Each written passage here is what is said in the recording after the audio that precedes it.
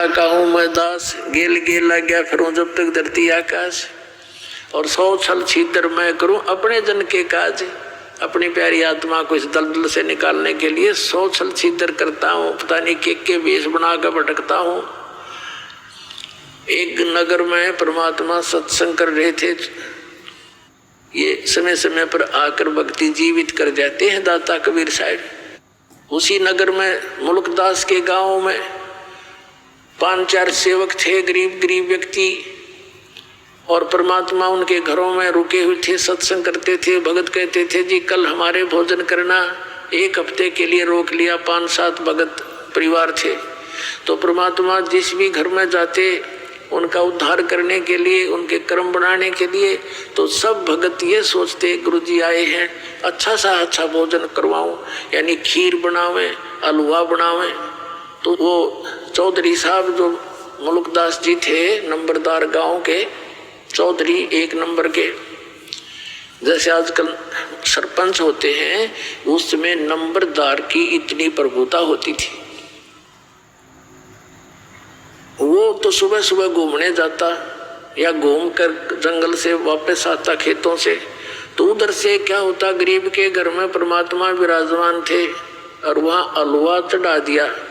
हलवे में पात डालने जब कड़े में तो मैं दूर तक जाया करे। अब उस मुल्कदास जी ने पूछा रे क्या हो रहा भाई यहाँ? जी हमारे गुरु जी आए हैं और आओ आप भी भोजन पालो। उसने देखा भाई एक आदमी बैठा है, ये तुम्हारे गुरु है? कहा जी बन। वो चला गया। फिर दूसरे दिन दूसरे के घर में, अरे क्या हो रहा है भाई यहाँ पर? आज यहाँ हो रही है कुछ चढ़ सी। तो उन्होंने बताया कि जी हमारे गुरु जी आए हुए हैं। तो कुछ लोग कहने लगे उस मुल्कदास को कि भाई नंबरदार, गांव में एक ठग आया हुआ है, इतने श्रद्धालुओं को लूट रहा है, अच्छे बढ़िया खीर हलवे खाता है और भाई काम करता नहीं, नबी लूट रहा है। वो मुल्कदास वैसे तो भगत आदमी था, लेकिन यह चौधर बहुत बुरी होती है प्रभुता। जाके जिस भगत के घर वो रुके हुए थे परमात्मा उस दिन, अब वो मुल्कदास जाकर के उस घर में प्रवेश हुआ जहाँ परमात्मा विराजमान थे। और परमात्मा कबीर जी से कहने लगे, ए भाई आप कौन हो और यहाँ क्या कर रहे हो? परमात्मा के बोलने से पहले ही जो भगत था जिसके रुके हुए थे, 2-4 भगत और बैठे थे, खड़े होकर कहने लगे चौधरी साहब ये हमारे गुरु जी हैं और सत्संग करने आए हुए हमारे यहाँ। कहने लगे भाई तू करके क्यों नहीं खाता है? अच्छा अट्टा कट्टा दिखे तू दुनिया को मूर्ख बना रहा है, अपना करके खाया कर। तो परमात्मा कहने लगे भाई मुझे तो बिना करे मिल जाए। चौधरी साहब मुझे तो बगैर काम किए ही दे रहा है भगवान। तो मुल्कदास कहने लगा तेरे को बिना करे दे रहा है, मुझे क्यों नहीं देता भगवान? कि आपको भी दे देगा यदि आपको विश्वास होगा और उन क्रियाओं को करोगे जिससे भगवान बिन मांगे भी देता है। तो कहने लगा क्या तेरा भगवान मुझे आज रोटी दे देगा? कहा जी दे देगा, क्यों नहीं, विश्वास करो। बोला अच्छा, अर्जन ना दी तो सजा देख ले, फिर मैं तेरे को अपने खेतों में रखूंगा मजदूर बना के। और परमात्मा बोले जब भगवान ने तेरे को आज रोटी दे दी तो क्या करेगा? कि मैं तेरा चेला बन जाऊंगा। परमात्मा बोले भाई ठीक है, पर याद रखिए इस बात ने, पक्का हूं भाई वचन का मैं।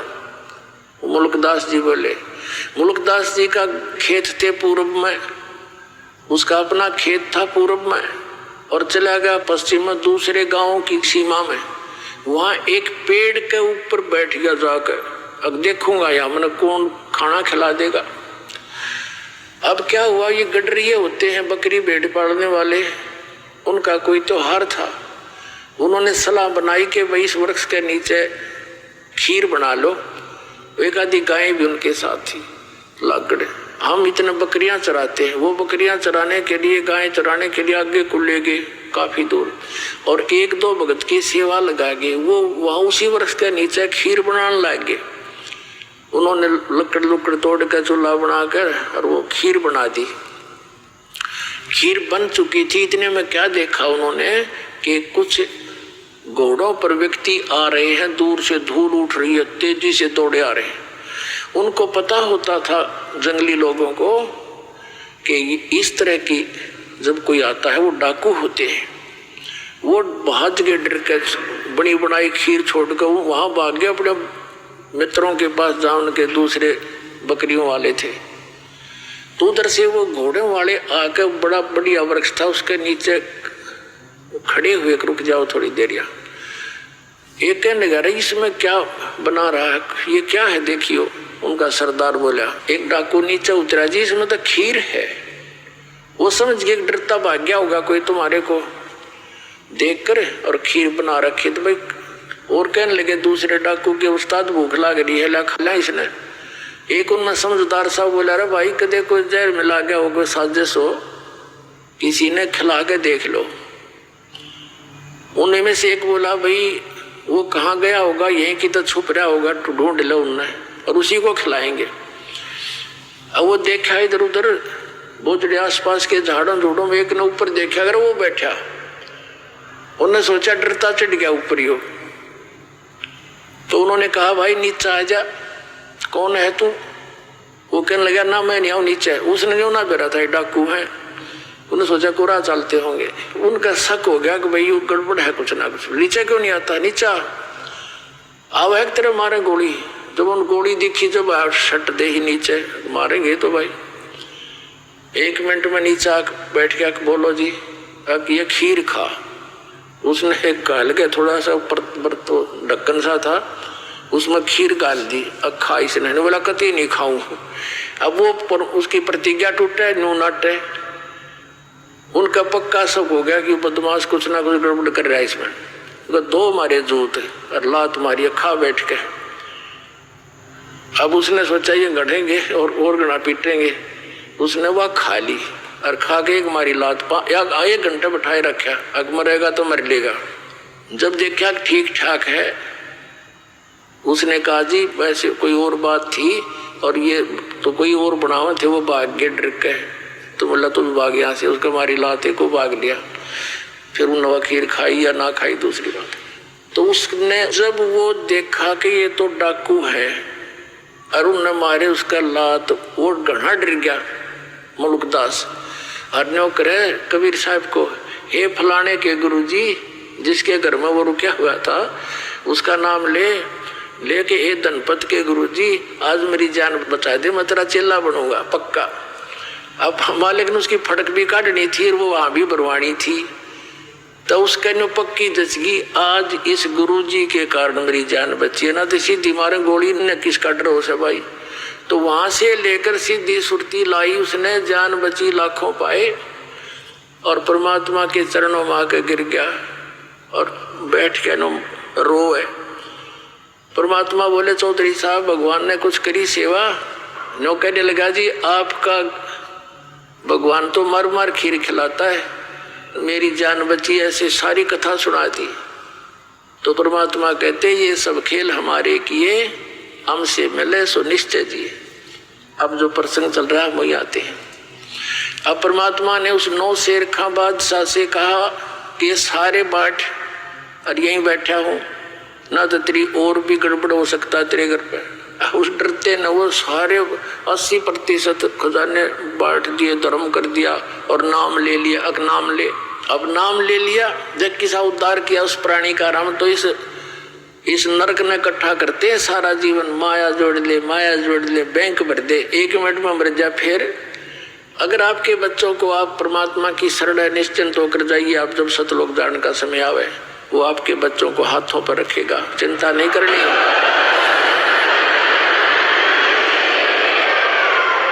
और भगवान की खोज किस लिए करते हैं? जिन्होंने शरीर तक गाल दिया, हजारों वर्ष बैठे रहे, अपने टुकड़े टुकड़े शरीर करवा दिए परमात्मा के लिए। परमात्मा कहते हैं, जाके ऊपर ऐसी बीती, कैसा है वो देश, वो कैसा वो भगवान जिसके लिए हम ट्राई कर रहे थे और वो खोजे से नहीं मिला और स्वयं आकर मिला, उसको हमने पहचान नहीं करी। तो ये हमारी अज्ञानता थी, आध्यात्मिक अज्ञानता। अब दास चाहता कि आपको उस आध्यात्मिक अज्ञानता का नाश करूं, भगवान को पहचान लोगे आप जल्दी। तो अब क्या किया, सब भंडारा करवा दिया। उसके थोड़ा बहुत जितनी चाहिए थी 20-30% वो छोड़ दी संपत्ति। परमात्मा चले गए और कहा इसका भजन कर बेटा। वो मंत्र जाप करने लग गया। कुछ दिनों के बाद उसके मन में के आई कि मैं भी अच्छा पागल हूँ। गुरुजी कौन से देखे थे कितना दान करूँ, मैं थोड़ा बहुत करके कह दूँ जी सारा ही कर दिया मन तय, या गलती कर दी। अच्छा घने घोड़े खरीदूँ हो, कोई शादी कराऊँ हो, इस तरह की बकवास उसके मन में आ गई। अब जो मालिक की शरण में नाम उपदेश लेकर उसने जो दान किया था वो तो उसको मिलना ही मिलना है फिर, लेकिन वो मोक्ष नहीं हुआ। आशा रहेगी उसकी नालायकी कि मैंने बड़ी गलती कर दी, ऐसा नहीं करना चाहिए, तो उसके कारण उसकी मृत्यु तो होगी। अगले जन्म में वो बलख शहर का राजा बन गया, बलख बुखारे का राजा बन गया।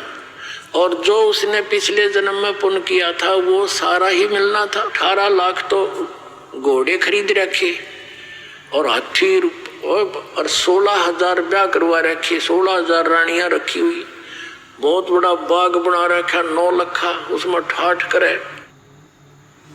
लेकिन पुण्यात्माओं जैसे दास ने आज स्टार्ट किया था सत्संग कि जो पुण्यकर्मी प्राणी पिछले मनुष्य जीवन से ही आगे मनुष्य जीवन प्राप्त किए हुए हैं उनमें भगवान की भक्ति की कसक जाती नहीं। अब वो भगत था ही पिछले जन्मों का, तो उसने संतों की खोज शुरू कर की। एक पाखंडी का फंस गया और उसके ऊपर ब्लाइंड फेथ उसका, तो वो था ठग अर्धिक साकुति, बड़ा इसके साथ साधु संत त्यागी वैरागी दिखाओ अपने आप को। एक बार राजा ने अंगूठी बनवाई सोने की, बड़ा धनी व्यक्ति था वो राजा।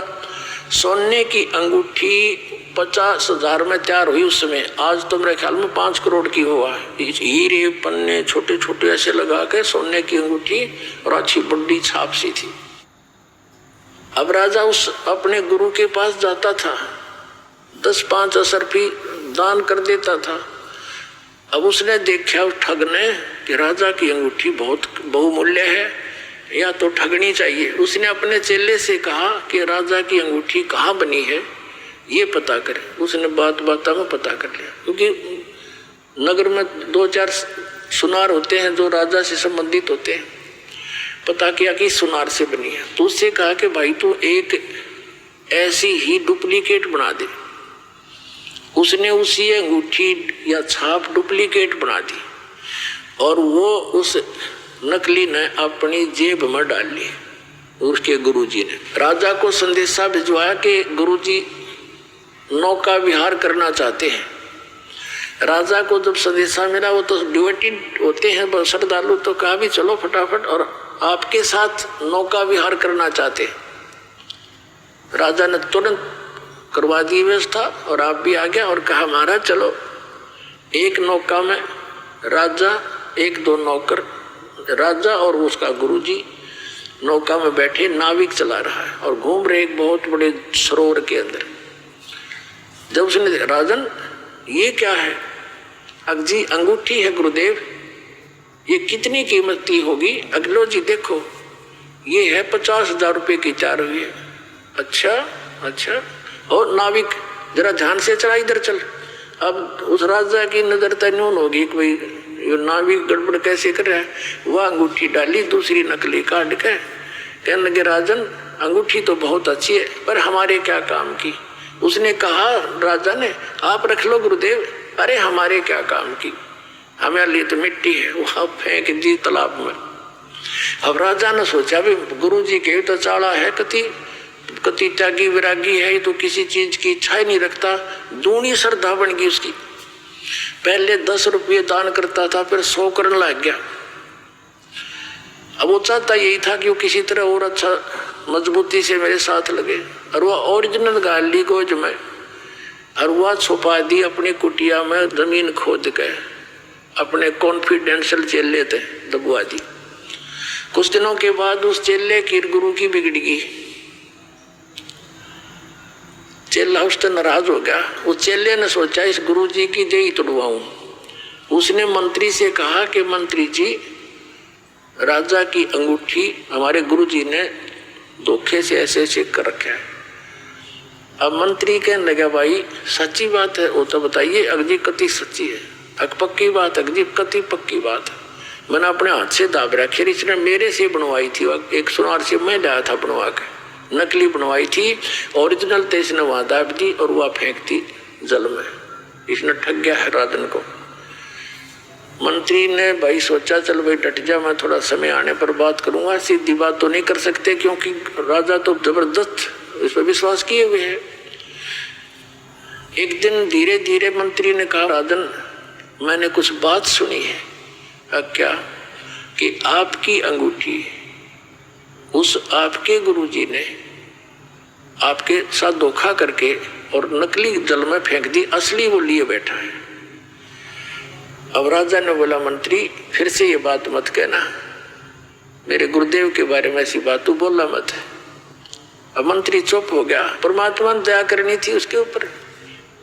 कोई काफी देर जब मंत्री चुप रहा, कहने लगा मंत्री सच बता, क्या यह सत्य है?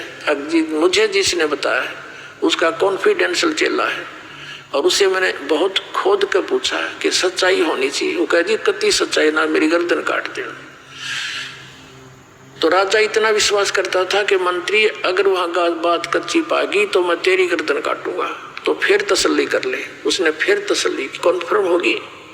तब वो चेला बुलाया, चेले से पूछा कि किस सुनार से बनवाई? तो सुनार बुलवाया राजा ने। मंत्री ने भी उस सुनार से पूछ लिया था। जब राजा को विश्वास हो गया फिर भी नहीं हुआ, भाई देखो मैं तो जब मानूंगा अंगूठी मेरे पास हाथ में होगी। वो बोला जी चलो मैं बता दूंगा। राजा मंत्री 2-4 सैनिक 10 बॉडीगार्ड गए और जाते चेले ने काट के वह खोद के दे दी और गुरु बैठा बैठा देखे वो अंगूठी ये आपकी। तब राजा ने देखा उसकी तरफ, करड़ा करड़ा पैरा मार के गिर गया। वो ठग माफ कर दो आप तो बख्शनहार हो, मुझ से गलती होगी। उसका दो हमारी लात, अग निकल जाए दुष्ट यहाँ से। तो उस दिन के बाद देखो पुण्यात्मा दास क्या बताना चाहता है कि जो ये पुण्यात्माएं नकली संता कर फंसी पड़ी है और उन पर पूर्ण विश्वास करे बैठी है परम धनी जान के। ठीक है श्रद्धालु का तो ये स्वभाव होता ही होता है। अब ये ठग दुरुपयोग करते हैं इस टाइप के, तो उस राजा को नास्तिक बना दिया उन्होंने। राजा ने आदेश दे दिया कि जो कोई भी संत साधु पावे मेरे पास लाओ। सीधा आदेश नहीं दिया कि इनको मारो और भगा दो, कि कोई भी संत मिल जाए उसको लाओ पकड़ के मेरे पास लाओ। अब सैनिक घूमने लग गए, जहां भी कोई साधु संत मिले उनको राजा के पास लावे। राजा उनसे प्रश्न करे कि तुमने कभी भगवान मिला है, तुम्हें रब मिला है, अल्लाह मिला है? आपको मिला है तो मुझे मिलाओ। अब चाहे वो अच्छे भगत थे, जैसे भी थे, नेक थे, उनमें सारे के ठग हुआ करें, तो उनका कोई उत्तर नहीं होता था। उनको उठा करके कैद में डाल दिया। एक संत ऐसे कोई समझदार सा था, उसको पकड़ जाए। उसने प्रश्न किया राजा ने कि मुझे दिखाओ भगवान तुमने मिला है तो। संत ने कहा जी एक दूध का गिलास मंगाओ। राजा ने सोचा ही पीता होगा, आदेश दे दिया नौकर को कि भाई मीठा करके गिलास दूध ला दे। अब दूध लाके उस ऋषि संत को दे दिया, साधु को। वो साधु दूध में उंगली दे रहे से देखे। अब राजा कहता जी पी लो, अपने पीना है तो, इसमें मीठा डाल रखा है, दूध है। उस संत ने कहा जी मैंने सुना है दूध में घी होता है, लेकिन आपके दूध में तो घी है ही नहीं, मैं पीऊं क्या इसको? तब राजा बताने लगे, हंसा कि महात्मा जी आप जंगल में रहते हो, आपको पता नहीं दूध से घी कैसे बनता है बताऊं?